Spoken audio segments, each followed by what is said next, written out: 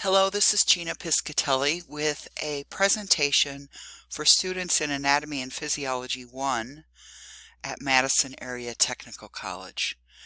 In this presentation, I will give you an introduction to our last unit in lab, which is about joints, muscles, and movements. And so this introduction is on joints and the different types of joints in the body, as well as types of motions that occur at those joints.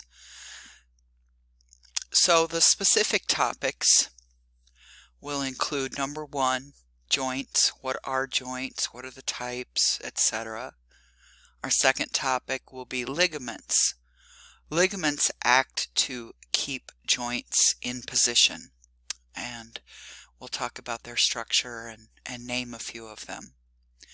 And the third topic begins our discussion of muscles.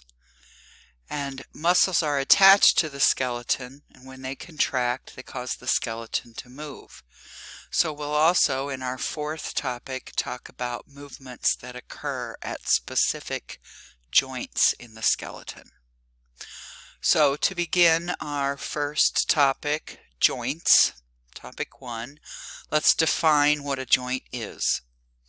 It's any point where 2 or maybe more than 2 bones meet or articulate. So another term for joint is articulation. Now there are very technical and medical terms for joints and sites of articulation, and I'll introduce a few of those to you, but you already instinctively know what a joint is because we use them in everyday common language, like the wrist joint, the shoulder joint, the elbow, the hip, etc. So those are common names, not technical names. And I'll introduce some technical ones a little bit later. Now the different types of joints that we have in our body vary based on the type of tissue that's present in between the bones that are articulating. So types of joints are based on classifying based on the type of tissue between articulating bones. So a bony joint, there will be bone tissue between the bones. A fibrous joint will have collagen fibers or dense connective tissue. A cartilaginous joint between the bones that are joined together or articulating will have either hyaline cartilage or fibrocartilage. The last type of joint is more complex in structure. It's not just one tissue type present between the articulating bones. Instead, there's what you might call connective tissue, actually collagen fibers that makes up a capsule, some epithelial tissue, and there's even some hyaline cartilage at the end of the bones. And so we'll look at the structure of synovial joints in more detail a little bit later. First, I just want to show you some examples, some different examples and where they're located of these different joint types. So we'll start with bony joints and where they're located. Now these are immovable joints because there's bone tissue between them, so we have to think about what we learned about the skeleton already. Where do we have bones meeting that don't normally move against one another? Well, that would be in the skull, right? So the sutures in the adult skull are really bony joints. Ossification has occurred between the bones that articulate. Fibrous joints on our second type here are slightly movable joints. And an example would be the sutures, they're not quite sutures yet, in the fetal skull, because remember there's dense connective tissue in between the bones, and the bones can still shift a little bit. They haven't grown together yet. They also haven't enlarged to an adult size yet. There are also fibrous joints between some long bones, like between the fibula and the tibia, which are shown right here, those two bones. Now these fibrous joints are just collagen fibers or dense connective tissue that gives a little bit when these two bones have some ability to move. Not a lot, but some ability to move against one another. The third type of joints, is cartilaginous joints. These two are slightly movable and will have cartilage in between the bones that are articulating. You know of a couple of sites of cartilaginous joints already. One would be the costal cartilages that we looked at when we studied the skeleton. These costal cartilages occur between the sternum and the ribs. And so this is the sternum here, and there's clavicle too, but here's the first rib and the second rib, and the costal cartilage is right here. That's made up of hyaline cartilage. And there is a more specific name for cartilaginous joints that are composed of hyaline cartilage. They're called synchondroses, but you don't have to know that. Another site that you know of where cartilaginous joints are located would be in between the vertebrae. And we know that there's intervertebral discs there. They are composed of cartilage, but a stronger cartilage, fibrocartilage.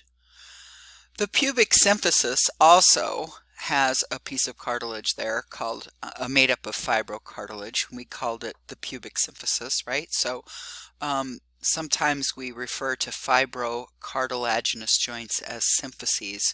Again, you don't have to know that, but you do need to know that cartilaginous joints are slightly movable, and these two specific examples. Okay, the last type of synovial joints, the last type of joints are synovial joints, and these are the freely movable joints that we normally think of, like the knee shown here, and the elbow shown down below. Okay, now these freely movable joints might move in one plane or multiple planes.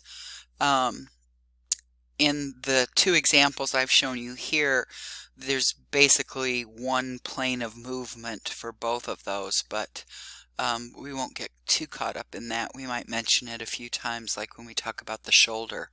There's a lot of different ways the shoulder can move. But in all cases, synovial joints are considered freely movable, one bone against another or several bones involved, and the ends of all the bones where the articulation sites are located, there's a capsule called a synovial capsule that wraps around these sites of articulation.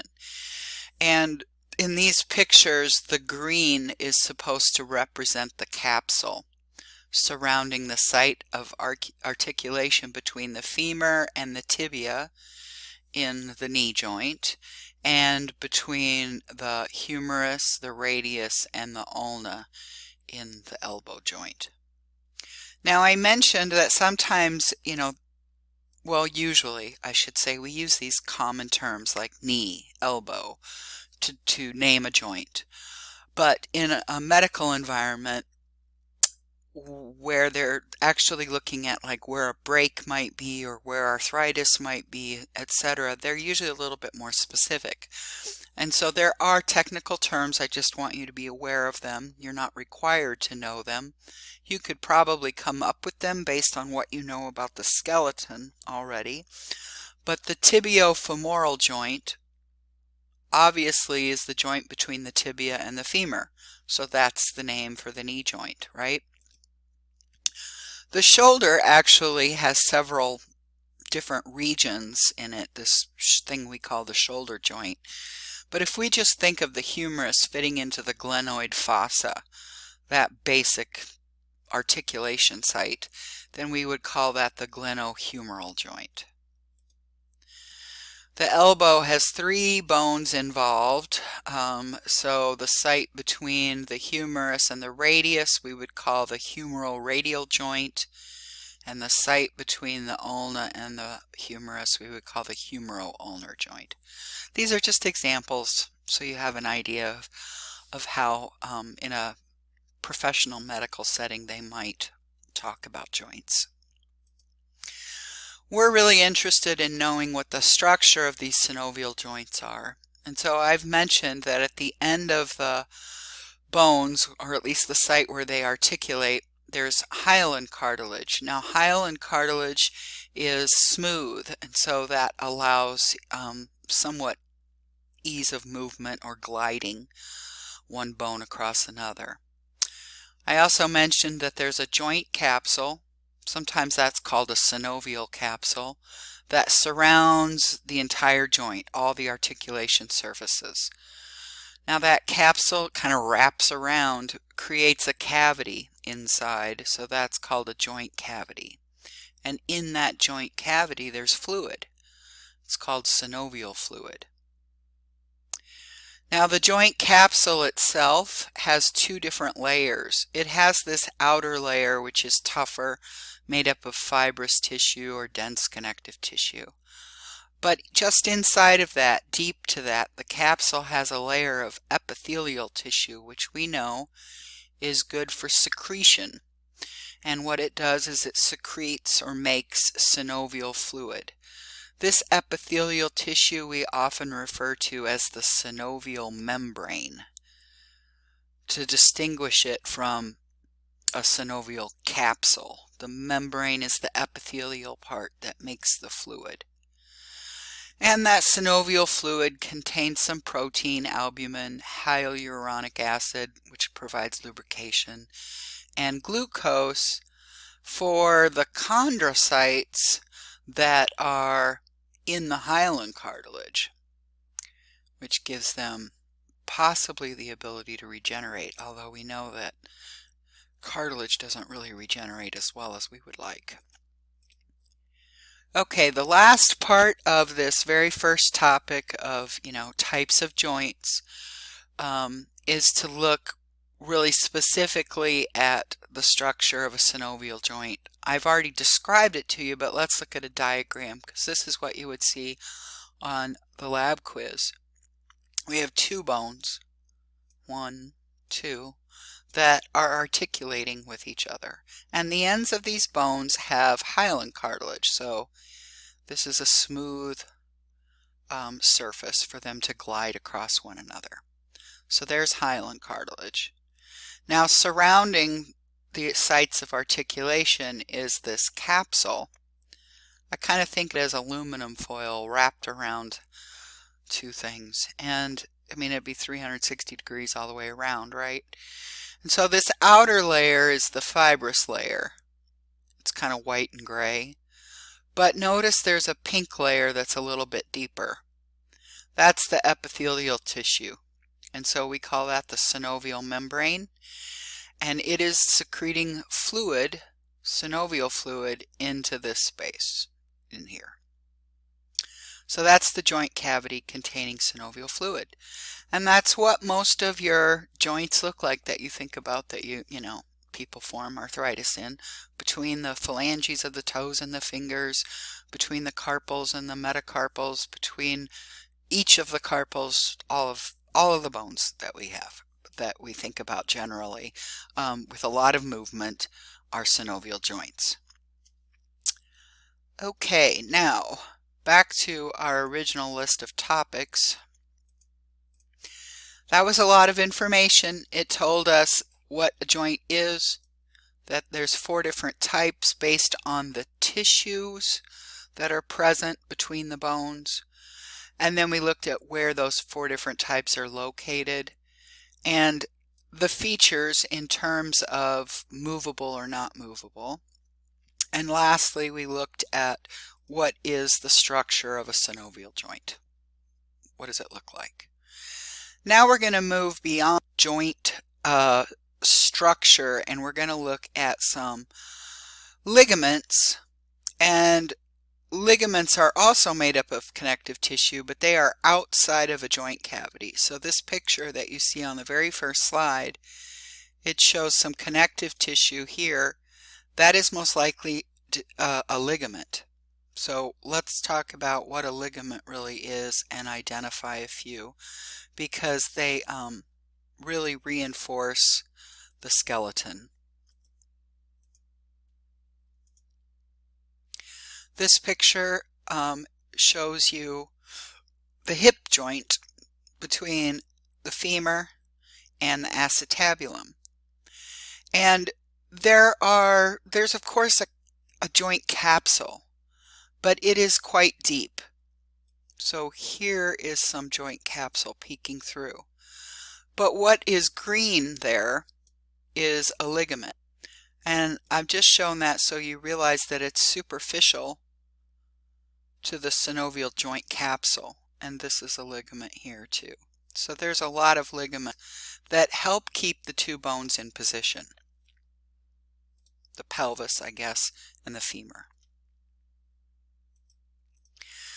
And by definition, ligaments connect bone to bone. I bring this up and stress it because often students confuse a ligament with a tendon. And a tendon is not the same as a ligament. A tendon connects a muscle to a bone. In this case, we're just talking about stabilizing the skeleton. No muscles are involved yet. So ligaments stabilize a joint. They're composed of dense connective tissue, and they're superficial to the joint capsule. So if we look at a diagram as we have before, you see that the deepest layer of the capsule is the synovial membrane. It's kind of green in this picture. And then there's a fibrous layer of the joint capsule, which I guess is kind of purple, gray. The arrow's a little off. And the ligament is the most superficial white structure there, or gray.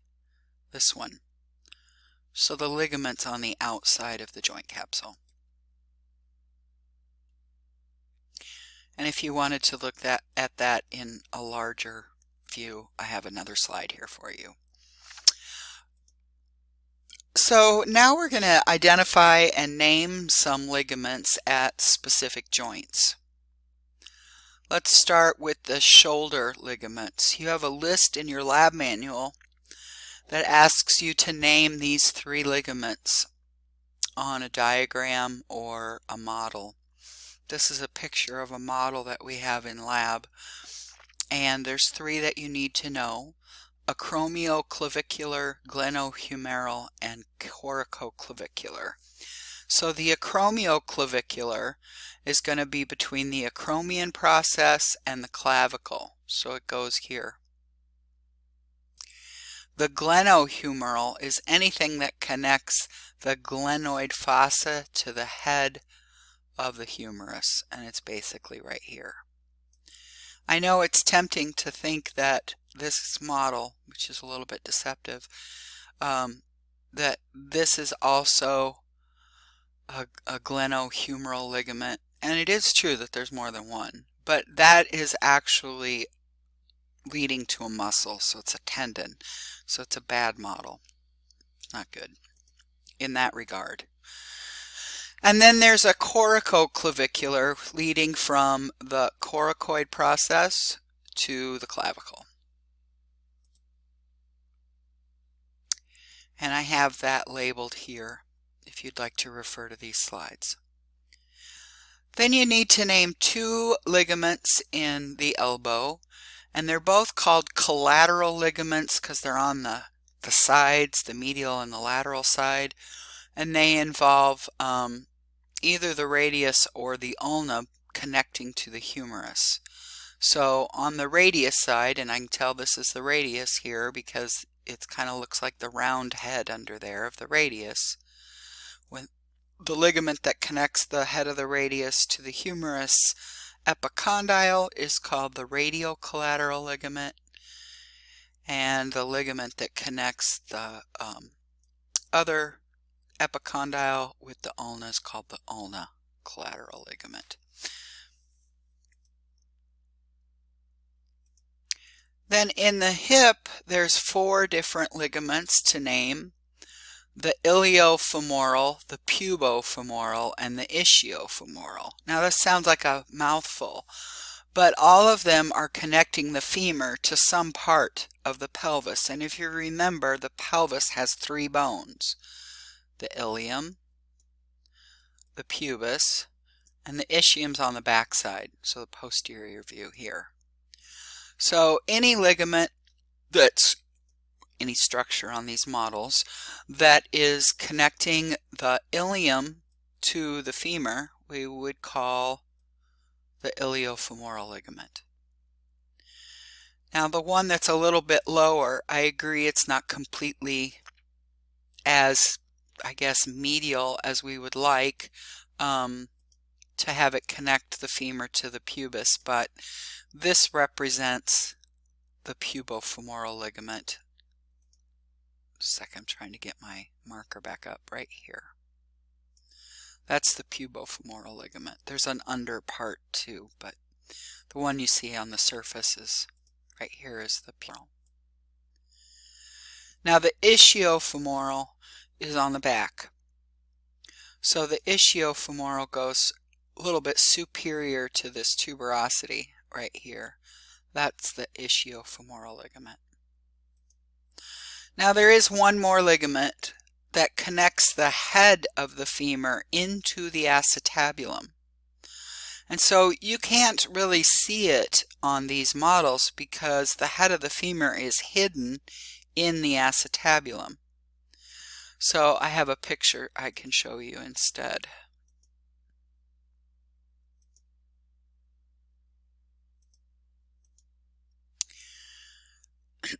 On the left is a diagram. This is the acetabulum. That's a synovial capsule kind of thing there. And this is the round ligament, and it connects the acetabulum and the head of the femur. This is what that's a diagram, and they call it round because it's so perfectly round. It's also referred to as the ligament of the head of the femur. But what it really looks like in real life is a little bit flatter, and here it is in a cadaver. So that's the round ligament of the hip. Then the knee joint, the last joint that you have to identify ligaments for. And there are 5 ligaments, and then there's 2 accessory structures that you should be able to name, and those are called menisci. Each one is a meniscus. So we have 2 lateral ligaments, or collateral ligaments, I should say, collateral ligaments. So those will be on the sides. One's medial, one's lateral. Then one in the front called the patellar ligament, and the patellar ligament is right here. And then we've got 2 that cross, and so they're called cruciate ligaments, and they're deep in the joint. In fact, parts of them kind of make an interesting structure for the synovial capsule to have to wind around, but we aren't going to get that detailed. But there's one that goes this way that you can see on the posterior side, and then there's one that's anterior that goes this way, and you can see it here. So I have a bigger picture to show you, which will help, and a labeled diagram as well. So this is the anterior view of the knee. The joint capsule just kind of isn't shown. We do see the hyaline cartilage. Remember, the ligaments are superficial to a joint capsule, so normally there would be some connective tissue keeping these joints together and keeping the synovial fluid in between the bones. But let's do the first collateral ligaments, and then we'll do the patellar ligament and the cruciate ligaments. So this one would be the lateral collateral ligament because it's connected to the fibula, which is lateral. But you can also just call it the fibular collateral ligament. And then this is the medial collateral ligament, but it's connected the tibia to the femur. So we refer to that as the tibial collateral, right there. And of course the patellar ligament is keeping the patella and the tibia are connected. There's also, I've sort of said before that this is part ligament, but really it's a tendon. But you won't get, I don't think you have to worry about that. Anything connected to the patella, just call it a patellar ligament when you see a skeleton like this. When we do muscles, then we'll deal with the tendon. Okay, let's look at the cruciate ligaments. It's best to look at a model of this in the learning lab, because then you can bend this knee joint enough to see both cruciate ligaments, one in the front and one in the back. So here's an anterior cruciate ligament. But if I go to the posterior view, you can see the posterior cruciate ligament, and it kind of crosses this way. Now it doesn't have as simple of a connection. It connects on the tibia, as it connects the femur with the tibia, but it also has a branch that goes to this piece of cartilage here, which is kind of weird. Those pieces of cartilage are like discs that cushion the weight of the femur on top of the tibia, so that the condyles are on the tibia are experiencing kind of evenly distributed weight. And so those menisci, or meniscus, medial meniscus and lateral meniscus, are considered accessory structures. And I'm sure you've heard of meniscus tears before with like sports injuries or whatever. So the medial meniscus here and the lateral meniscus is there. Okay, that's the end of our second topic for this Joints and Motion Lab. Now we're going to look at how muscles are attached to the skeleton. We're moving kind of beyond joints now. And this is a good introduction for studying muscles that we'll use for the next few weeks. So, how are muscles attached to the skeleton? Part 3.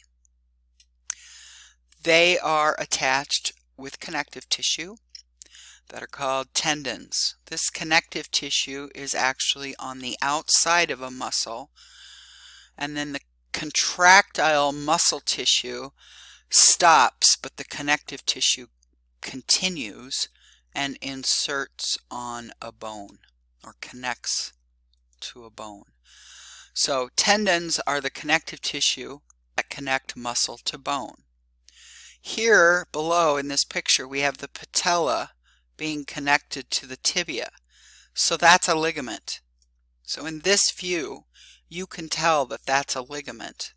And you can also tell that the top one is a tendon because you see these nice red muscle fibers up here. And that red is supposed to refer to, or I guess illustrate the fact that that's truly muscle tissue that can contract. So up here is the tendon that all 4 quadricep muscles share.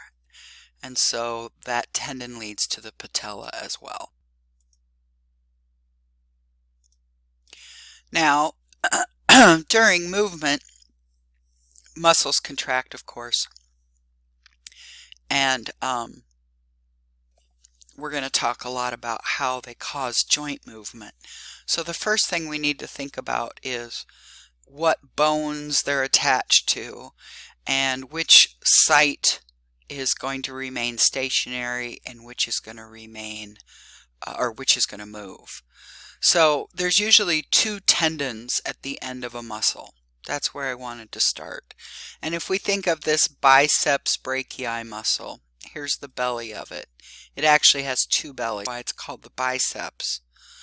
So it's got a tendon at one end, down here, and of course it's got a tendon up here.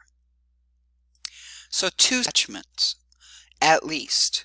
In the case of the biceps, because the belly kind of splits, it has multiple sites of origin, or it has 3 tendons, if you will, 2 up here and 1 down here.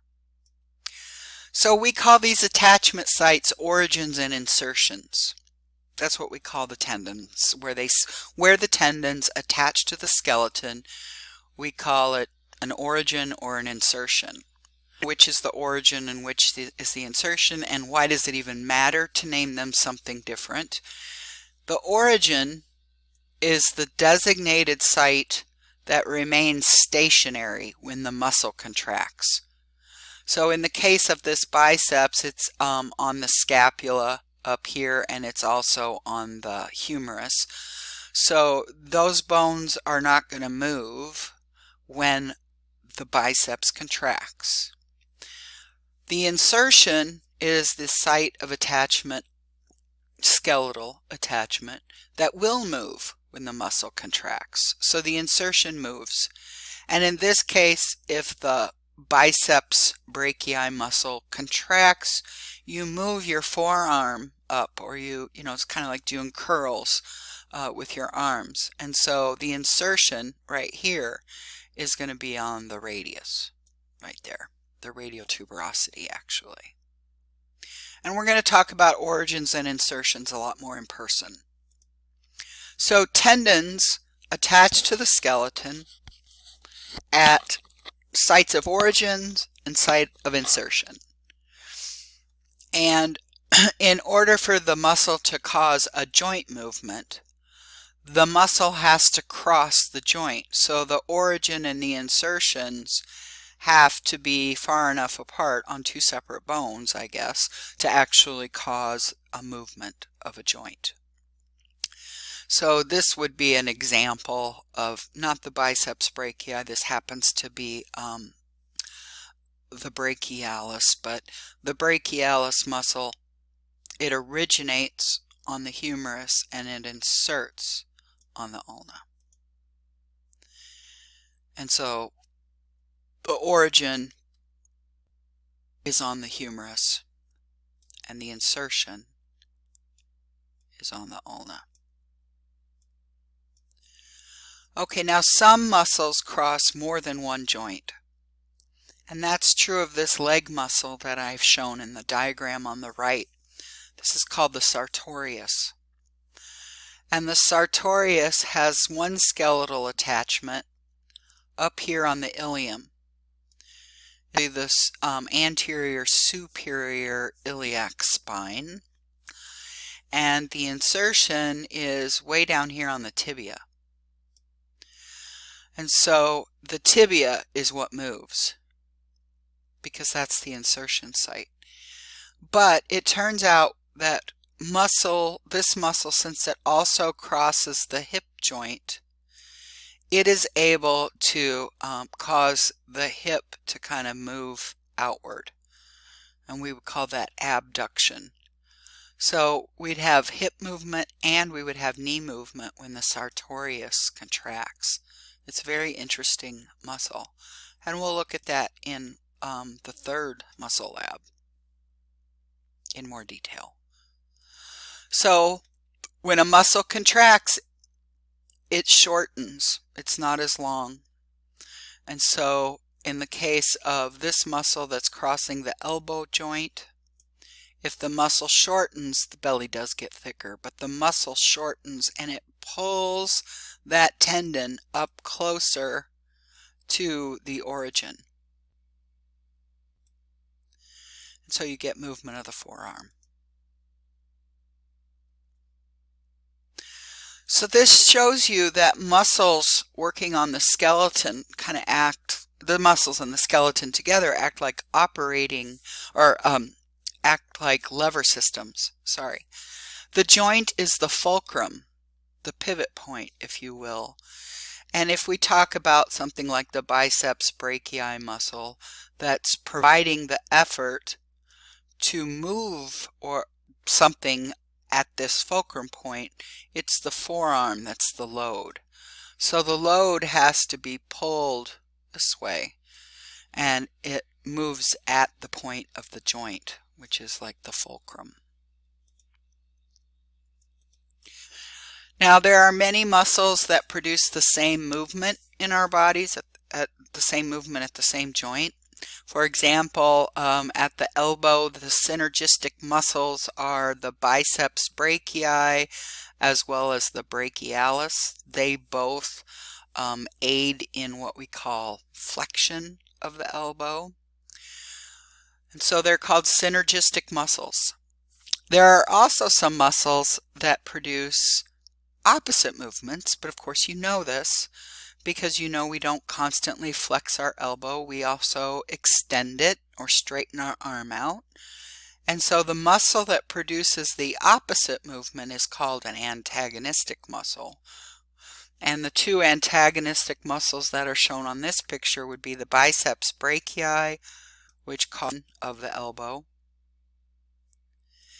and the triceps brachii. When it shortens, it actually causes extension of the elbow, the opposite direction. And that brings up the different types of joint movement terms that you should be aware of. And you have a list in your lab manual for this and a lot of pictures. And we've already talked a little bit about flexion, extension, and hyperextension yet, but I will.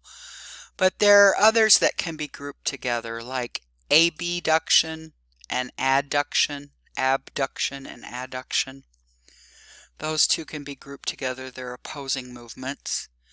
Elevation and depression. Some joints we see elevation of a bone, and the antagonistic movement would be depression.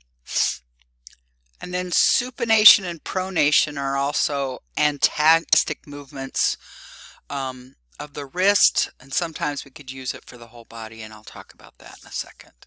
So there's a list of different movement terms that you need to be aware of, and this is a complete list as well as what's in your lab manual.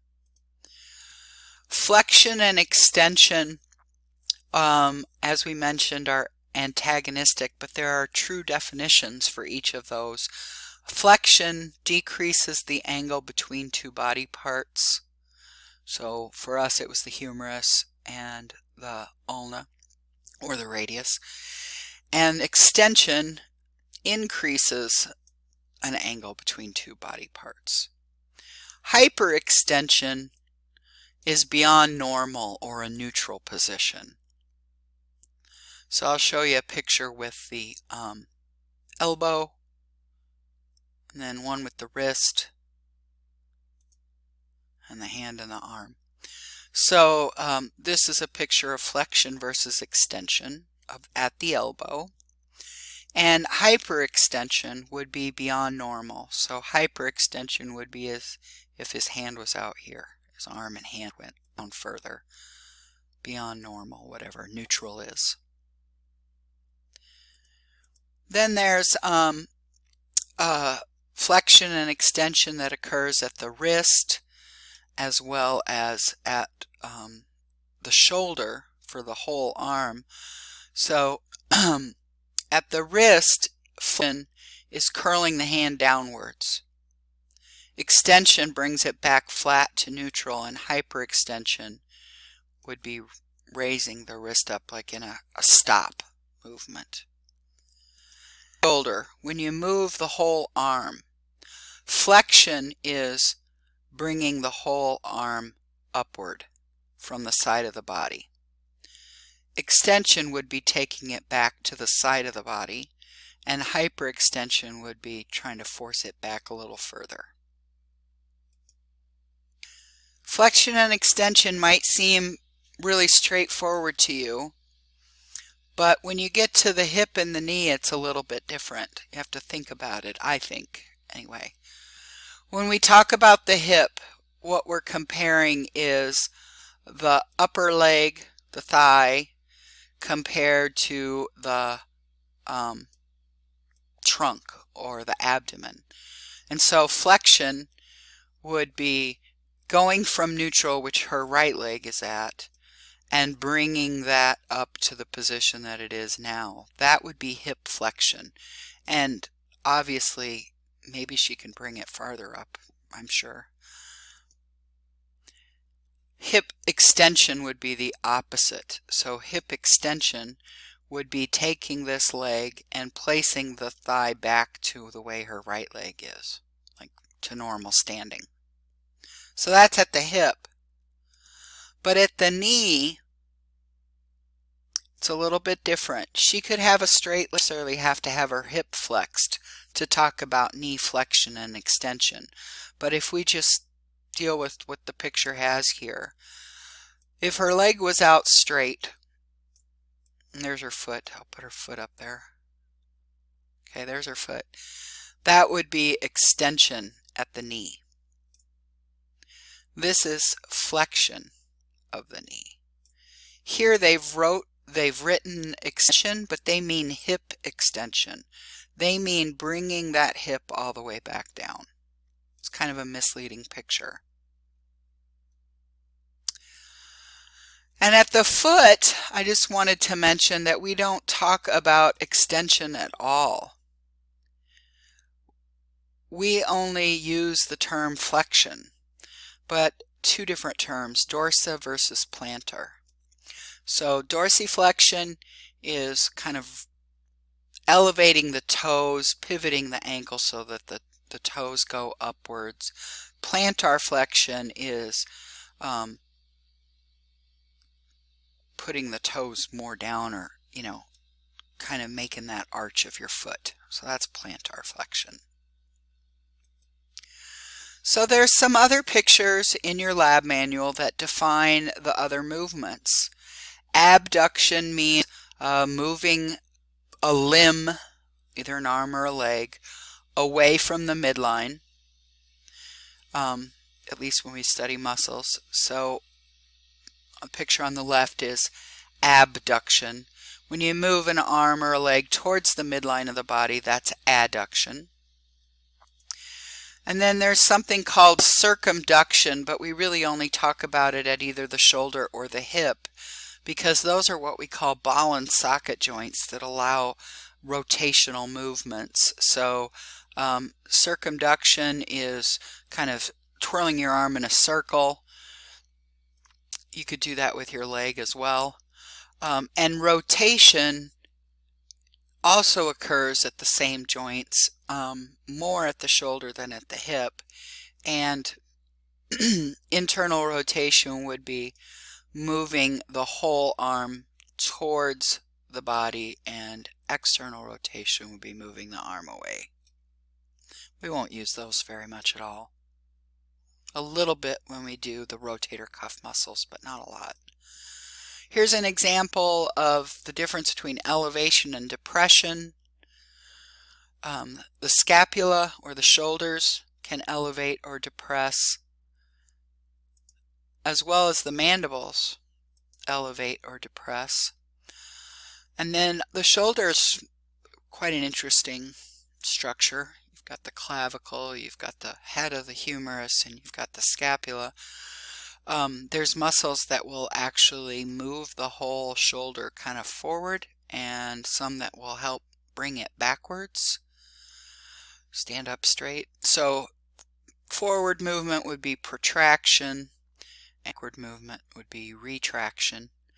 We can do that with the mandible as well. You can kind of underbite or overbite your teeth, your two jaws. And then we have a movement of the arm, specifically kind of the elbow and the wrist, called supination and pronation. And supination turns the palm upward, pronation turns the palm downward. So somebody taught me this, I think it was a student actually. The way they remember the difference between supination and pronation is they think of holding the soup in the palms of their hands and then pouring it out when they turn their palms downward. Hold the soup, pour it out. Hold the soup, pour it out. That's how they did it. Like, okay, that works just fine. We sometimes use supine or supination and prone or pronation when we refer to an entire patient, like a whole person, right? And in this case, we're talking about the anterior surface kind of being truly anterior. So this would be the supine position. Or if the posterior position or posterior surface of the body is more visible, like if they're laying on a bed, we say they're prone. And the last movement that we should think about is inversion versus eversion, and that happens at the ankle.